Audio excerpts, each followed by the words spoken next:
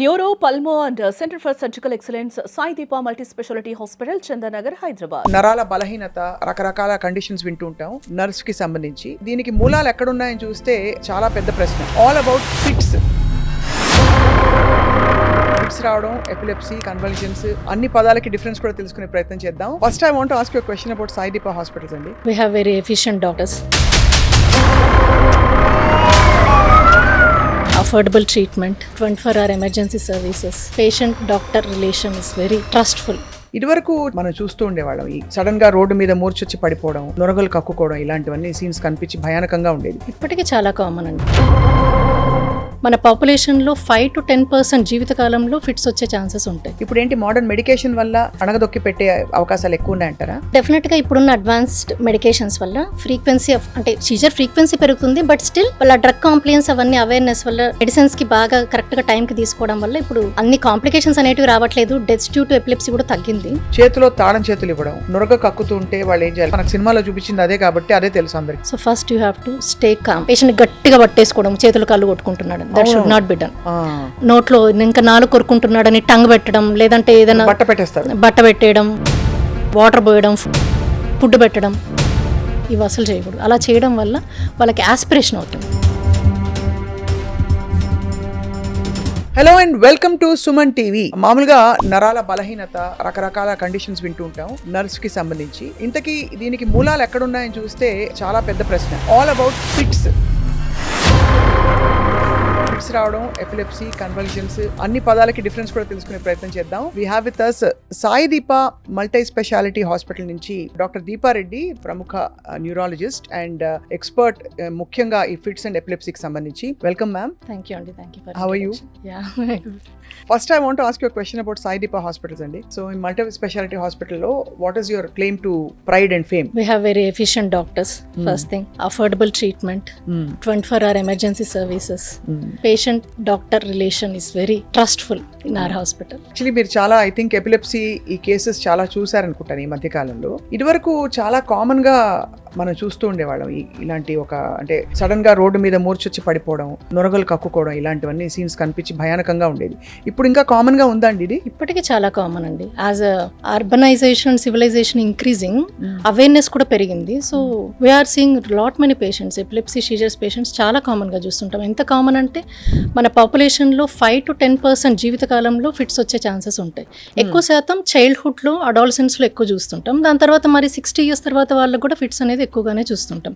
అంటే reasons different ఉంటాయి కానీ but every age group, every gender, male, female అందరికీ ఫిట్స్ వచ్చే ఛాన్సెస్ ఉంటాయి. అండ్ ఈ ఫిట్స్ కి, కన్వల్జన్స్ కి, ఎపిలెప్సీకి తేడా ఏమన్నా ఉందా? మన పదాలన్నీ వాడుతుంటాం. ఖచ్చితంగా ఉంది. అంటే fits, seizures, convulsions almost similar terminology. అంటే ఒక్కసారి ఫిట్స్ వస్తే దాన్ని సీజర్స్ అంటాం. అదే 2-3 సార్లు ఫిట్స్ వచ్చింది అనుకోండి, దాన్ని ఎపిలెప్సీ, మూర్ఛ వ్యాధి అంటాం. సో ఫిట్స్ అనేది జస్ట్ సిమ్టమ్. లైక్ మలేరియాలో ఫీవర్ అనేది ఎలా సిమ్టమ్, మలేరియా అనేది disease. So same wise seizures అనేది సిమ్టమ్, మల్టిపుల్ సీజర్స్ వస్తే ఎపిలెప్సీ అనేది డిసీజ్ అనమాట. దీనికి ఏమైనా ప్రీ డిస్పోజిషన్ ఉంటుందండి మన ఫిట్స్, సీజర్స్ రావడానికి? ఇలాంటి ఫలానా బెంట్ ఆఫ్ మైండ్ ఉన్న వాళ్ళు, లేదు ఫలానా కండిషన్స్ ఉన్న వాళ్ళు హెరిడిటరీగా అలా వస్తుంటుందా? హెరిడిటరీ ఉండదు ఛాన్స్, అది 5 to 10% రిస్క్ మాత్రమే. బట్ అడాలసెన్స్ పిల్లల్లో ఏం చూస్తుంటాం మనం, ఫీవర్, ఫెబ్రైల్ సీజర్స్. అంటే ఎక్కువ శాతం ఇది మనం 6 months to 6 year age group లో ఎక్కువ చూస్తుంటాం. దట్టు ఫీవర్ వచ్చిన ఫస్ట్ 24 hours లోనే. For example fever, temperature initial గా 98 నుంచి సడన్ గా 102, 103కి వెళ్ళిపోయింది అనుకోండి, హైపోథలామస్ ఇమ్మీడియట్ గా మన బాడీకి షో చేసే reaction seizures or fits. So ఈ ఫెబ్రైల్ సీజర్స్ మళ్ళీ సెకండ్ టైం మళ్ళీ ఫీవర్ వచ్చినప్పుడు పిల్లలకి మళ్ళీ రిపీట్ అయ్యే ఛాన్స్ ఉంటుంది. సో ఒకసారి ఫిట్స్ ఫీవర్ లో వస్తే మళ్ళీ ఛాన్స్ రిపీట్ అవుతుంది. కానీ వీళ్ళు ఎప్పటికీ ఫీవర్ లేనప్పుడు కూడా మరి మెడిసిన్స్ వాడాలా పిల్లలు అంటే అలా అవసరం లేదు. So during the febrile episode మనం టెంపరేచర్ కరెక్ట్ గా కంట్రోల్ చేసి ఇమీడియట్ గా ఇంక్రీజ్ అవుతుందని తెలిసినప్పుడు పారాసెటమాల్ దగ్గరలో ఉంచుకోవడం, కోల్డ్ స్పాంజింగ్, టెపిడ్ స్పాంజింగ్ చేయడం వల్ల ఫీవర్ కంట్రోల్ చేసి, and during the febrile episode అంటే ఆ 3 days 5 days ఫీవర్ ఉన్నప్పుడు మాత్రం మనం ఫిట్స్ రాకుండా మెడిసిన్ వాడితే సరిపోతుంది. వాళ్ళు లైఫ్ లాంగ్ వాడాల్సిన అవసరం లేదు.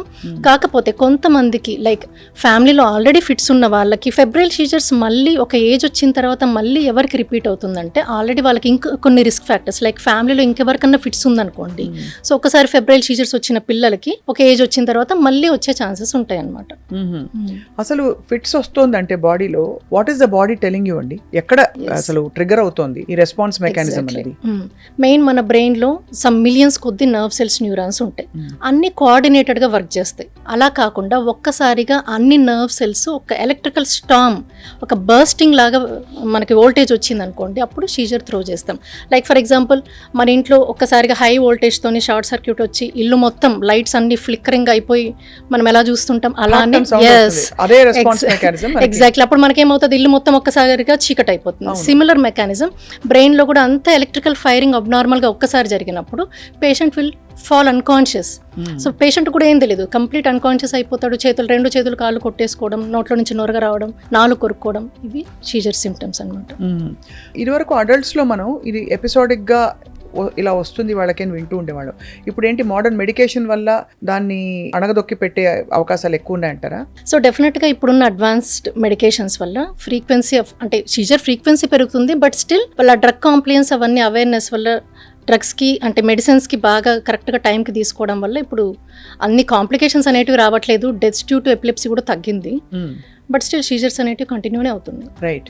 ఇంట్లో ఫర్ ఎగ్జాంపుల్ మీరు వోల్టేజ్ ఎగ్జాంపుల్ ఇచ్చారు, స్టెబిలైజర్ పెడతాం మామూలుగా మనకు వోల్టేజ్ ఫ్లక్చుయేషన్స్ అలా అమాంతర రాకుండా.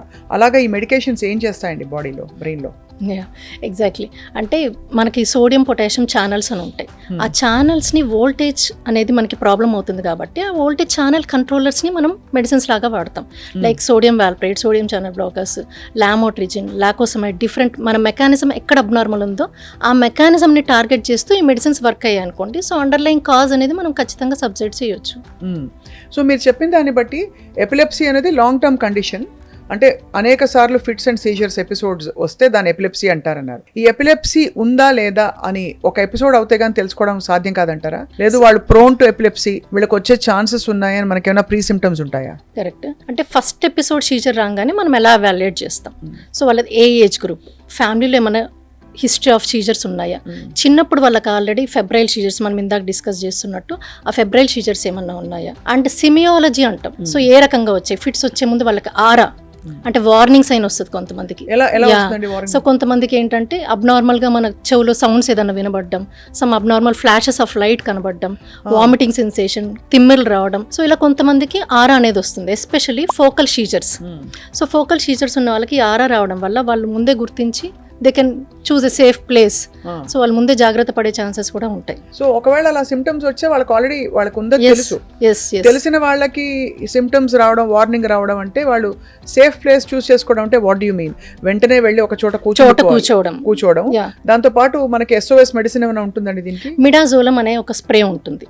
సో అట్లా ఫోకల్ సీజర్స్ ఆరా వచ్చే వాళ్ళకి, వార్నింగ్ సైన్ ఉన్న వాళ్ళకి we prescribe even sometimes midazolam spray. Attenders కానీ ఎవరైనా కానీ వెంటనే ఆ spray 4 sprays to the each nostril spray చేసుకోగలిగితే వాళ్ళు యాక్చువల్ సీజర్ కి కన్వర్ట్ అయ్యే ఛాన్సెస్ తగ్గుతుంది అనమాట. ఆ ప్రొలాంగ్డ్ గా ఇంట్లో ఒక్కొక్కసారి సడన్ గా ఫిట్స్ అనేటివి వస్తుంటాయి. అప్పుడు ఫ్యామిలీ మెంబర్స్ ఏం చేస్తారు, పేషెంట్ కి జాగ్రత్తలు తీసుకుండా పాటు ఎక్కువసేపు సీజర్ కంటిన్యూ అయింది అనుకోండి, ఆ స్ప్రే ఒకసారి స్ప్రే చేస్తే అంటే ప్రొలాంగ్డ్ గా ఉండకుండా ఉంటుంది అనమాట సీజర్ అనేది. ఆబ్వియస్లీ బ్లడ్ ప్రెషర్ కి ఫిట్స్ కి కనెక్షన్ ఉందా అనే క్వశ్చన్ ఆటోమేటిక్ గా వస్తుంది. సో ఈ రెండింటికి కనెక్షన్ ఉందంటారా? బ్లడ్ ప్రెషర్ కి సీజర్ కి యాజ్ సచ్ కనెక్షన్ ఉండదు, బట్ ఇండైరెక్ట్ కనెక్షన్ ఉండొచ్చు. లైక్ ఇప్పుడు హై బ్లడ్ ప్రెషర్ వల్ల ఎల్డర్లీ ఏజ్ గ్రూప్ లో స్ట్రోక్స్ వస్తుంటాయి, బ్రెయిన్ స్ట్రోక్స్. ఇప్పుడు తరచూ చూస్తున్నాం కదండి స్ట్రోక్స్. బ్రెయిన్ స్ట్రోక్ లో అంటే పెద్ద ఇన్ఫాక్ట్ అంటే బ్లడ్ క్లాట్ కానీ, ఆ బీపీ ఎక్కువ అవడం వల్ల హెమరేజ్, బ్లీడింగ్ అవ్వడం వల్ల కానీ బ్రెయిన్ లో దాని వల్ల ఫిట్స్ వచ్చే ఛాన్సెస్ ఉంటుంది. ఇంకొకటి ఇండైరెక్ట్ రిలేషన్ ఏంటంటే ప్రెగ్నెన్సీలో కూడా బ్లడ్ ప్రెషర్ పెరిగి ఎక్లాంప్సీ అంటాం, ప్రెస్ అంటాం. ఈ 2 కండిషన్స్ వల్ల ఆ ప్రెగ్నెన్సీలో హార్మోనల్ చేంజెస్ వల్ల ఈ కండిషన్స్ వచ్చి బ్రెయిన్ లో ఫ్లూయిడ్, ఎక్సెస్ ఫ్లూయిడ్ అక్యుములేట్ అయ్యి కొంతమందికి ఫిట్స్ వచ్చే ఛాన్సెస్ ఉంటుంది. సో బ్రెయిన్ లో ఫ్లూయిడ్ అంటే ఇది CS సిఎస్ఎఫ్ ఫ్లూయిడ్ అండి, సిఎస్ఎఫ్ ఫ్లూయిడ్ కాదు, ఎడిమా, వాసోజెనిక్ ఎడిమా, వాసోజెనిక్ ఎడిమా అంటారు. దాని వల్ల కూడా ఫిట్స్ వస్తూ ఉంటుంది. ఫిట్స్ వచ్చే ఛాన్సెస్. కానీ మీరు ఫస్ట్ ఎపిసోడ్ వరకు ఆగి అప్పుడు తెలుసుకోవడం ఒక పద్ధతి. ఫస్ట్ ఎపిసోడ్ కూడా రాకుండా ఏమైనా టెస్ట్లు ఉంటాయా మనకి వీళ్ళకి prone to epilepsy or not అని తెలుసుకోవడానికి? ఉదాహరణకి వాళ్ళ నాన్నగారికో తాతగారికో ఉంది కాబట్టి నాకుందా లేదా నాకు వస్తుందా అని తెలుసుకోవాలంటే అది వచ్చే వరకు ఫస్ట్ ఎపిసోడ్ ఆగాల, లేక ఇప్పుడు ఫర్ ఎగ్జాంపుల్ హార్ట్ డిసీజ్ ఉంటే మనకి కొన్ని టెస్ట్లు ఉంటాయి, టీఎంటీలో అవి చేస్తారు. అలాగా ఈ ఫిట్స్ రావడానికి తెలుసుకోవడానికి ఏమైనా టెస్ట్లు ఉంటాయా? సో జెనెటికల్ ప్రిడిస్పోజిషన్ అనేది నేను అన్నట్టు ఇందాక 5 to 10%. ముందుగా టెస్ట్లు అంటే ఈజీ అలాంటివి ఉంటాయి, కానీ బట్ అవి సీజర్ ఉన్న వాళ్ళకి చేసినా కూడా 60% సెన్సిటివిటీ. యా, ఇంకా చేసుకోగలిగితే ఇంకా జెనెటిక్ టెస్ట్లే చేయాలి, విచ్ ఆర్ అంత యూస్ఫుల్ ఏమి ఉండదు. అంత యూస్ఫుల్ ఉండదు బికాజ్ అది ఓన్లీ ఇండికేటివ్ గా చెప్తుంది, బట్ యాక్చువల్ గా రావచ్చు రాకపోవచ్చు అది. అండ్ అది లేని వాళ్ళు కూడా చాలా ఎక్కువ వస్తూ ఉంటారు చాలా మందికి. ప్రెగ్నెన్సీలో ఎలాంటి జాగ్రత్తలు తీసుకోవాలి ఒకవేళ వాళ్ళకి ఏమన్నా పేరెంటల్ ఒక హెరిడిటరీ ఫ్యాక్టర్స్ ఉండి కొంచెం అటు ఇటు ఫ్లక్చుయేషన్స్ ఉన్న వాళ్ళు? యా, అంటే ఆల్రెడీ ఎపిలిప్సీ ఉన్న పేషెంట్స్ ప్రెగ్నెంట్ అయ్యారు, సో వాళ్ళు ఎటువంటి జాగ్రత్తలు తీసుకోరు. చాలా మంది అపోహ ఏంటి, సో ప్రెగ్నెన్సీ వస్తే ఇంకేం మందులు వాడకూడదు, మనం మానేసేయాలి. సో అది కరెక్ట్ కాదు. సో ప్రెగ్నెన్సీలో ఆబ్వియస్లీ మనకి 8 to minimum 12 kg weight gain ఉంటుంది. మేము ఇచ్చే seizure medication weight based. So ప్రెగ్నెన్సీలో ఇంత వెయిట్ గెయిన్ అయినప్పుడు మనం ఇచ్చే మెడికేషన్ కూడా డోస్ ఇంకా పెంచాల్సి ఉంటుంది. ఇట్స్ నాట్ ద ఆపోజిట్ వే. అంటే వాళ్ళ అపోహలో ఆపేయాలేమో, బేబీకి ఏమన్నా అవుతుందేమో అనుకుని ఆపేస్తుంటారు. కాకపోతే కొన్ని మెడిసిన్స్ వల్ల సైడ్ ఎఫెక్ట్స్, పుట్టబోయే బిడ్డకి సైడ్ ఎఫెక్ట్స్ ఉంటాయి కాబట్టి మనం ఆ సైడ్ ఎఫెక్ట్ లేని మెడిసిన్ చూస్ చేసుకొని మనం ప్రిస్క్రైబ్ చేస్తాం. సో ప్రెగ్నెన్సీలో ఉన్నప్పుడు ఒక సీజర్ వస్తే ఏమవుతుందండి, నార్మల్ సీజర్ వస్తే ఏంటి, పేషెంట్ కంప్లీట్ అన్కాన్షియస్ అయిపోయి ఆ టైంలో ఎందుకు అన్కాన్షియస్ అవుతాడు, బ్రెయిన్కి blood supply oxygen supply cut off అయిపోతుంది. అలా oxygen supply, blood supply baby బ్రెయిన్కి కట్ ఆఫ్ అయితే ఏంటి పరిస్థితి? అమ్మో. ఫిట్స్ మెడికేషన్ వల్ల వచ్చే కాంప్లికేషన్ కంటే ఫిట్స్ వల్ల వచ్చే కాంప్లికేషన్స్ ఎక్కువ డ్యూరింగ్ ప్రెగ్నెన్సీ. ఇది అందరూ తెలుసుకోవాల్సిన అవసరం ఎంతైనా ఉంది. All the same fits medication వాళ్ళు తీసుకుంటూ కూడా ప్రివెంటివ్ గా ఇంకా ఏ ఫ్యాక్టర్స్ ని దృష్టిలో పెట్టుకోవాలి to take better care during pregnancy? For example exert అవ్వద్దు, ఎక్కువ ఆవేశపడద్దు, ఎమోషన్స్ ని కంట్రోల్లో పెట్టి ఇలా రకరకాలు చెప్తుంటారు కొన్ని కండిషన్స్ కి. అలాగే ఏమన్నా ఉన్నాయి, ఫలానా ఫుడ్స్ తినద్దు? కరెక్ట్. ఎపిలెప్సీకి వాటిని ట్రిగ్గర్స్ అంటాం. సో ఎపిలెప్సీ ఉన్న వాళ్ళకి మధ్యలో breakthrough seizures, fits patient మళ్ళీ రిపీటెడ్ ఫిట్స్ తో రావడాన్ని బ్రేక్ త్రూ సీజర్స్ అంటాం. వాటికి ముఖ్యమైన కారణాలు ప్రెగ్నెన్సీ అనే కాదు, జనరలైజ్ స్టేట్మెంట్ అనుకోండి.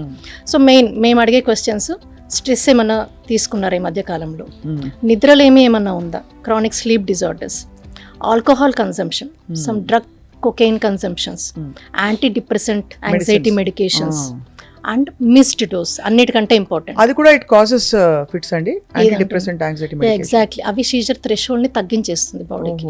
So they are prone to get seizures. Okay, missed dose, ఇవన్నీ బ్యాలెన్స్ చేసుకోవాలి. So they should not take any alcohol, drugs, sleep habits అనేటివి చాలా రెగ్యులర్గా. బట్ ఫుడ్లో మిత్స్ అనేటివి ఏమి ఉండకూడదండి. So each and every food they can take. ఫుడ్లో అది తినొద్దు, ఇది పెరుగు తినొద్దు, వంకాయలు తినొద్దు, అట్లాంటివి ఏమి ఉండవు. ఎటువంటి ఫుడ్ అయినా హ్యాపీగా తీసుకోవచ్చు. కాకపోతే ఒక డయట్, కీటోజెనిక్ డయట్ అంటాం, అంటే హై ఫ్యాట్ లో కార్బ్స్ డయట్ అనేది, అది రిఫ్రాక్టరీ ఎపిలెప్సీ ఎంత కాలంకి కంట్రోల్ కాని వాళ్ళకి ఈ డయట్ పెడతాం తప్ప, రెగ్యులర్గా కంట్రోల్ ఉన్న ఎపిలెప్సీకి ఫుడ్స్లో ఏమాత్రం మనకి లిమిటేషన్స్ ఉంటే ఏమి ఉండవు. ఇది స్పెసిఫిక్ టు ప్రెగ్నెన్సీ చెప్పారా లేకపోతే ఇన్ జనరల్? సో మీరు చెప్పిన వాటిలో ఆబ్వియస్లీ స్పెక్ట్రమ్ లో రెండే అందరికి వర్తించేవి కనిపిస్తాయి. ఒకటి sleep is very important. Alcohol also కొంత సోషల్ డ్రింకింగ్ అని అది, బట్ మిగతావన్నీ ఎనీవేస్ మన స్పెక్ట్రమ్ లో they are off the spectrum. అంటే డ్రగ్స్ కానీ ఇతర సబ్స్టెన్స్ అబ్యూస్ అవన్నీ కూడా. సో స్లీప్ చాలా ఇంపార్టెంట్ అని అర్థం అవుతుంది. అంటే ఫిట్స్ కి ప్రోన్ అయ్యే వాళ్ళకి కానీ రాకుండా ఉండడానికి ఎన్ని గంటలు స్లీప్ అవసరం అండి? యాక్చువల్లీ నరాలు బ్రెయిన్ హాయిగా ఉండాలంటే good quality of sleep 7 hours is enough. So ప్రెగ్నెన్సీలో ఉన్న వాళ్ళు ఏం జాగ్రత్తలు తీసుకోవాలి చూసాము. జనరల్ గా కూడా అందరికి వర్తించేవి ఏమేమి జాగ్రత్తలు చెప్పి, అసలు ఆల్కహాల్ కి ఫిట్స్ కి ఏమిటండి కండిషన్? అంటే ఫిట్స్ ఉన్న వాళ్ళు, అంటే ఫిట్స్ వచ్చే వాళ్ళు ఆల్కహాల్ అస్సలు తీసుకోకూడదా? బికాస్ ఇప్పుడు ఏదో సోషల్ డ్రింకింగ్ కింద కొంత చలామణి అయిపోతుంది. So what do you feel ma'am as a doctor? So ఆల్కహాల్కి ఫిట్స్కి 2 kind of రిలేషన్స్ ఉందండి. ఒకటి, ఆల్రెడీ మూర్ఛ రోగం ఎపిలెప్సీ ఉన్న వాళ్ళకి రెగ్యులర్గా మెడిసిన్ వేస్తున్న హై కంటెంట్ ఆఫ్ ఆల్కహాల్ ఎప్పుడైనా కన్స్యూమ్ చేసినప్పుడు ఆల్కహాల్ అండ్ డ్రగ్ ఇంట్రాక్షన్స్ వల్ల వేసుకున్న మెడిసిన్ సరిగా పనిచేయకపోవడం, బ్రేక్ త్రూ సీజర్స్ వచ్చే ఛాన్సెస్ ఉన్నాయి. So high content of alcohol should be limited.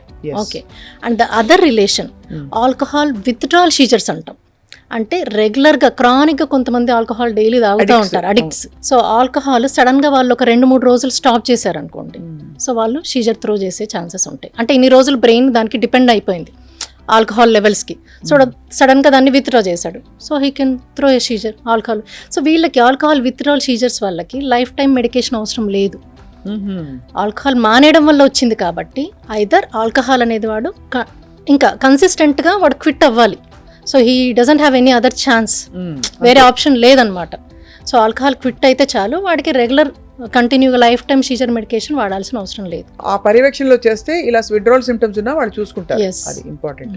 So రకరకాల ఉంటాయండి కేటగిరీస్ ఆఫ్ ఫోకల్ అని, అంటే సీజర్స్ లో కూడా ఎపిసోడ్స్ లో మెయిన్ 2 types ఆఫ్ సీజర్స్ ఉంటాయి. ఒకటి జనరలైజ్డ్, నేను ఇందాక అన్నట్టు, అంటే ఆల్ ఆఫ్ సడన్ ఇల్లు మొత్తం ఒకేసారి షార్ట్ సర్క్యూట్ అయితే అన్ని లైట్స్ ఒకేసారి పోవడం వల్ల వచ్చేది జనరలైజ్ సీజర్స్. ఇల్లు మొత్తం ఒకేసారి డార్క్ అయిపోయినట్టు generalise seizure, completely patient will become unconscious, 2 చేతులు కాళ్ళు కొట్టేసుకుంటాడు. అలా కాకుండా మన ఓన్లీ బెడ్రూమ్లోనో బాత్రూంలోనో లైట్ పోయింది అనుకోండి, అక్కడ మాత్రమే మనకు వెలిగిపోతుంది. లైక్ వైజ్ ఓన్లీ బ్రెయిన్లో ఒకటే పార్ట్, అంటే రైట్ సైడ్ కానీ లెఫ్ట్ సైడ్ కానీ ఒక లోబ్లో మాత్రమే ఏదైనా ప్రాబ్లం ఉంటే ఫోకల్ సీజర్, అంటే ఓన్లీ ఒక బాడీ పార్ట్, ఓన్లీ చెయ్యి కానీ ఓన్లీ కాలు కానీ ఇట్లా కొట్టుకుంటారు. వాళ్ళు కాన్షియస్గా కూడా ఉండొచ్చు ఫోకల్ సీజర్స్లో, కంప్లీట్ అన్కాన్షియస్ అవ్వాలని లేదు. ఇంకా కొన్ని other types of seizures like absent seizures. Absence పేరులోనే ఉంది యాబ్సెన్స్, అంటే వాళ్ళకి బాడీలో మూమెంట్స్ ఏముండవు, just they will stare into a space. ఎక్కువ శాతం ఇది మనం చిన్నపిల్లల్లో చూస్తుంటాం. తదేకంగా క్లాస్ రూమ్లో ఫర్ ఎగ్జాంపుల్ ఇలానే చూస్తుంటారు. టీచర్ ఏమనుకుంటారు, వాళ్ళు నన్ను చూస్తున్నారులే, క్లాస్ పాఠం వింటున్నారు అనుకుంటారు, కానీ that is absent seizure. Usual అది మిస్ అయ్యే ఛాన్సెస్ ఉంటాయి, ఎందుకంటే ఎక్కువ పిల్లలు they will spend in school most of the time rather than home. And myoclonic jerks, మనకి ఇప్పుడు సడన్ గా ఏదైనా షాకింగ్ న్యూస్ ఉంటే ఎట్లా ఉలికి పడతాం, అది మయోక్లోనిక్ ఎపిలెప్సీ. అమ్మ బాబాయ్, ఒక్క బ్రెయిన్ లో అసలు చిన్న స్విచ్ ఇటు అటు అయితే కథం అంతే. కానీ ఇక్కడ చాలా ఇంపార్టెంట్ పాయింట్ డాక్టర్ దీప గారు, ఈ ఎపిసోడ్ వచ్చినప్పుడు ఏ ఇంటర్వెన్షన్ లేకుండా అది సబ్సైడ్ అయిపోతుందా, లేక ఇమీడియట్ ఇంటర్వెన్షన్ లేకపోతే ఫేటల్ అవుతుందా, అది ఎలా మరి? ఎగ్జాక్ట్లీ. సో అంటే సీజర్ అనేది ఏ సీజర్ అయినా usually most of the seizures 1 to 2 minutesలో స్పాంటేనియస్గా సబ్సైడ్ అవుతాయి. కానీ కొన్ని సీజర్స్ 5 minutes కంటే దాటుతాయి. దాన్నే స్టేటస్ ఎపిలెప్టికస్ అంటాం, which is a medical emergency. Status ఎపిలెప్టికస్ని మనం అటెండ్ అవ్వకపోతే it is a life threatening. That is the time. అంటే రెగ్యులర్గా ఆల్రెడీ మూర్ఛ రోగం ఉన్న వాళ్ళు సడన్గా బ్రేక్ త్రూ సీజర్స్ మధ్యలో ఫిట్స్ రావడం 1 to 2 minutes తగ్గిపోవడం, అది పర్వాలేదు, వాళ్ళు కొంచెం కామ్గా అయినా హాస్పిటల్కి వెళ్ళొచ్చు. కానీ 5 minutes వరకు కంటిన్యూగా ఫిట్స్ వస్తున్నాయి అనుకోండి, వాళ్ళు వెయిట్ చేయడానికి ఉండదు, వెంటనే అంబులెన్స్లో హాస్పిటల్కి వెళ్ళాల్సింది. ఎందుకంటే సీజర్ వచ్చే టైం మొత్తం వాళ్ళకి బ్రెయిన్కి ఆక్సిజన్ సప్లై, బ్లడ్ సప్లై అనేది ఉండదు. బ్రెయిన్ పర్మనెంట్ డ్యామేజ్కి వెళ్ళే ఛాన్సెస్ ఉంటుంది, డెత్స్ అయ్యే ఛాన్సెస్ కూడా ఉంటాయి. అండ్ ఒక రేర్ కాంప్లికేషన్ ఉంటుంది ఫిట్స్లో, SUDEP, sudden unexpected death in epilepsy patients. ఇది overnight, epilepsy patient overnight ఎందుకు చనిపోయాడో కూడా తెలియదు. Though it is rare, it is very fatal. Cause is not clear yet. Okay, most of the అంటే reasons ఇంకా cardiac arrest కానీ, aspirations కానీ, sudden cardiac fibrillations, ఇలాంటివి కాజెస్ ఉండొచ్చు. ఎక్కువ శాతం ఈ సుడెప్ అన్నది మనం అన్కంట్రోల్డ్ జనరలైజ్ సీజర్స్లో చూస్తుంటాం.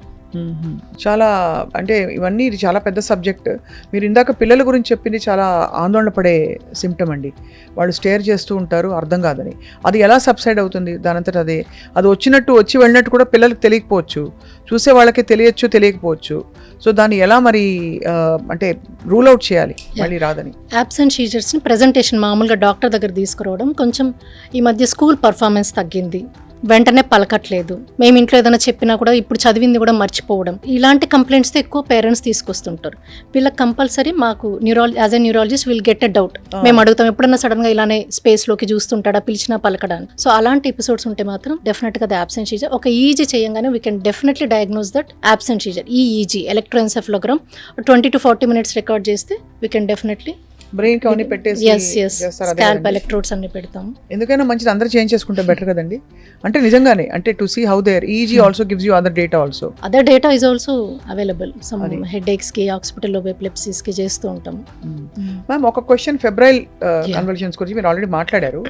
ఫీవర్ కొంచెం హైగా వెళ్ళిపోతుంది, డోలో ఇచ్చినా కూడా అది 1 degree తగ్గినట్టు తగ్గుతుంది, బట్ ఇట్స్ 103+ ఉంది. ఏం చేయాలి వెంటనే మళ్ళీ సీజర్స్ రాకుండా పిల్లలకి? సో యూజువల్లీ ఫెబ్రైల్ సీజర్స్ అనేవి only most of the times ఒకటే ఎపిసోడ్ వస్తుంది డ్యూరింగ్, అంటే 5 days ఫీవర్ ఉన్నా కూడాను ఫస్ట్ 24 hours ఒక ఎపిసోడ్ వస్తుంది, మళ్ళీ రిపీట్ అయ్యే ఛాన్సెస్ చాలా తక్కువ. బట్ టెంపరేచర్ మనకి 100 స్టార్ట్ అవుతుండగానే వీ హ్యావ్ టు బి ఇంకా వెరీ కేర్ఫుల్.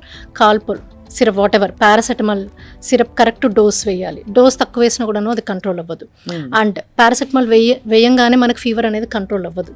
ఈ కోల్డ్ టెపిడ్ స్పాంజింగ్ అనేది చాలా ఇంపార్టెంట్. అండర్ ఆర్మ్స్లోను మనకి వామ్త్ ఏరియాస్లో మనం దాన్ని టెంపరేచర్ని ఈ టెపిడ్ స్పాంజింగ్ ద్వారా చాలా వరకు కంట్రోల్ చేయొచ్చు. అండ్ సీజర్ రాకుండా ఉండడానికి మెడిసిన్ ఆ పీరియడ్ మాత్రం మెడిసిన్ వేస్తే సరిపోతుంది. లాంగ్ టర్మ్ వీళ్ళకి మెడికేషన్ అవసరం ఉంటుంది. ఇంకొక క్వశ్చన్ మ్యామ్, టాకికార్డియా రావడం వల్ల సీజర్ వస్తుందా? అంటే హార్ట్ విపరీతంగా వేగంగా కొట్టుకుని ఇంకా ఒక టైంలో అది ఆక్సిజన్ సప్లై అందకు, బ్రెయిన్ కోపప్ కాలేకో, I don't know the medical mechanism, కానీ దానివల్ల కూడా టెంపరీగా వాళ్ళు కాళ్ళు చేయిలా కళ్ళు తేలేసి అలా అవుతుంటుందా? దట్ ఈస్ కార్డియాక్ సింకోప్ అంటారు. Syncope transient loss of consciousness, sudden abnormal heartbeat వల్ల మనకి ఇప్పుడు మెయిన్ బ్లడ్ సప్లై చేసేది ఏ ఆర్గన్ కైనా ఎవరు హార్ట్. ఆ హార్ట్ ఇర్రెగ్యులర్గా కానీ అట్లా ఇట్లా కొట్టుకున్నప్పుడు ఏమవుతుంది, ఫస్ట్ ఎఫెక్ట్ అయ్యే ఆర్గన్ బ్రెయిన్. హార్ట్కి బ్రెయిన్కి అంత రిలేషన్ ఉంటుంది అనమాట. సో వెంటనే మనకి బ్రెయిన్ ఎలా రెస్పాండ్ అవుతుంది, నాకు ఆక్సిజన్ అందట్లేదు, బ్లడ్ సప్లై లేదు, సో నేను పడిపోతా, నేను అన్కాన్షియస్ అయిపోతా. సో కార్డియాజెనిక్ సింకోప్ అంటాం వాటిని. సింకోపి పేషెంట్స్ యూజువలీ సీజర్ లాగా కాకుండా with in 1 to 2 minutes spontaneous recovery ఉంటుంది. ఇట్లా ఇన్వాలంటరీ మూమెంట్స్ అవి ఉండదు. కాకపోతే వాళ్ళు కూడా కళ్ళు పైకి తేలేయడము, కొంతమందికి యూరినేషన్ కూడా అవ్వచ్చు. సీజర్ లాగా కన్ఫ్యూజ్ అవుతాం. It's very difficult sometimes to differentiate syncope and seizure. So వీళ్ళకి హోల్టర్ మానిటరింగ్, మన టెకికార్డియాస్ అవన్నీ ఐడెంటిఫై చేయడానికి ఈఈజీ, ఎంఆర్ఐ ఇవి కూడా మనం చేయాల్సిన అవసరం ఉంది. So to differentiate syncope versus seizure. So ఈ మధ్య కాలంలో మీరు చూసిన ఒక seizures or epilepsy patient, maybe పేరు చెప్పకుండా, can you tell me their experience? వాళ్ళు ఎలా వచ్చారు మీ దగ్గరికి, వాళ్ళు ఎలా స్టెబిలైజ్ అయ్యారని?